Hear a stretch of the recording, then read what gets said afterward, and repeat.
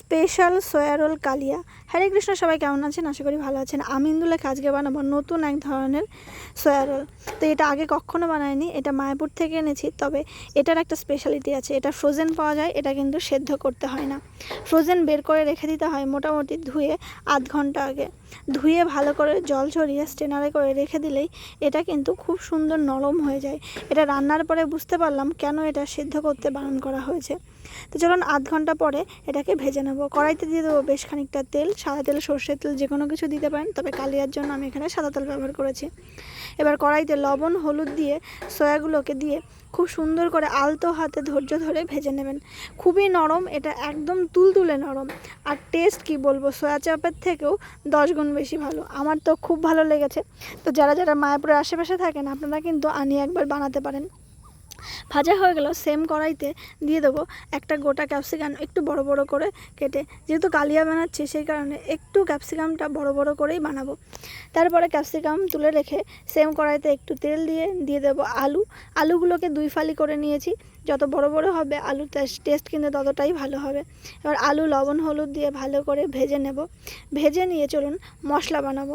মশলার জন্য জল ফুটিয়ে নিয়ে তার ভেতরে গোটা এলাচ, টমেটো, কাঁচা লঙ্কা, তার সাথে স্পেশাল গরম মশলা, তার সাথে দিয়েছি তিল, সাদা গোলমরিচ, কালো গোলমরিচ, আর আছে স্টার আনিস সামান্য, আর একটু জায়ফল। ব্যাস সেদ্ধ করে নেব। সেদ্ধ করে টমেটোর খোসা ছাড়িয়ে এর ভিতরে দিয়েছিলাম 4-5টা মতো আমন্ড।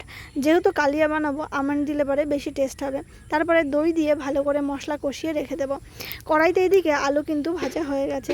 আলু ভাজাগুলো নেড়ে চেড়ে নামিয়ে নিয়ে এবার কড়াইতে বেশ খানিকটা ঘি দিয়ে তার ভিতরে গোটা গরম মশলা, হিং ফোড়ন দিয়ে দেবো মশলা দেওয়ার পরে বিশেষ কিছু আর প্রসেস নেই। এটাকে এখন শক্ত হাতে নেড়ে চেড়ে কষিয়ে নিতে হবে। যেহেতু মশলার ভিতরে একটু জল বেশি ছিল, তো ধৈর্য ধরে কষাবেন। আর যখন অর্ধেকের বেশি কষানো হয়ে যাবে, তখন এটার ভিতরে অ্যাড করব 1 বড় চামচ মতো ঘি দিয়েও সেম প্রসেস। যখন নাড়াচাড়া করতে করতে মশলা থেকে তেল ছেড়ে দেবে, তখন এর ভিতরে অ্যাড করে দেবো আগে থেকে ভেজে রাখা সমস্ত সবজি ও সয়া রোলগুলো।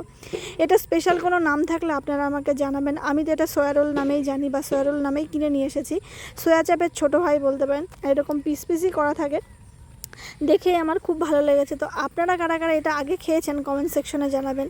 এবার নাড়াচাড়া করে খুব সুন্দর মতো মশলাটা মাখিয়ে নেব। মশলার সাথে সবজিগুলো ভালো করে কষানো হয়ে গেলে বুঝতে হবে যে রান্না মোটামুটি শেষের দিকে। এবার অ্যাড করব গরম জল দিয়ে এটাকে টকবক করে ফুটিয়ে নিতে হবে, তাহলে রান্না কিন্তু কমপ্লিট। এবার জলের হিসাবটা একটু ভালো করে দেখে শুনে দেবেন। খুব বেশি জল লাগবে না, যেহেতু সদ্য করা সবজি। আবার এখানে সয়া চাপ দেওয়া হয়েছে বলে জলও কিন্তু টানবে। মোটামুটি 1 থেকে 1.5 মিনিট মতো ফুটিয়ে নিয়ে রান্না কমপ্লিট। উপর থেকে নামানোর আগে সামান্য একটু গোটা গরম মশলার গুঁড়ো আর একটু ঘি দিয়ে দিলেই রান্না কিন্তু কমপ্লিট। যেমন দেখতে সুন্দর, তেমন খেতে সুন্দর। আর নামানোর আগে সামান্য একটু চিনি দিয়েছিলাম, যেটা আপনাদেরকে বলতে ভুলে গেছি।